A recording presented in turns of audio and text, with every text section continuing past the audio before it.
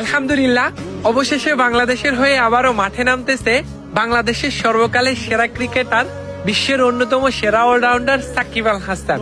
দীর্ঘ প্রতীক্ষার পর, দীর্ঘ আকাঙ্ক্ষার পর অবশেষে লাল সবুজের জার্সিটা আবারও গায়ে উঠবে বস সাকিব আল হাসানের।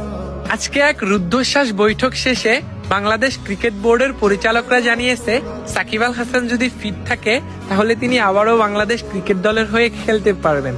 আপনারা সবাই জানেন, বর্তমানে সাকিব আল হাসান বিশ্বের অন্যান্য ক্রিকেট লিগগুলোতে ভালো পারফরমেন্স করতেছে, তিনি অনেক ভালো ফিটও আছে। তার মানে আমরা সাকিব আল হাসানকে খুব তাড়াতাড়ি বাংলাদেশ ক্রিকেট দলে দেখতে যাইতেছি।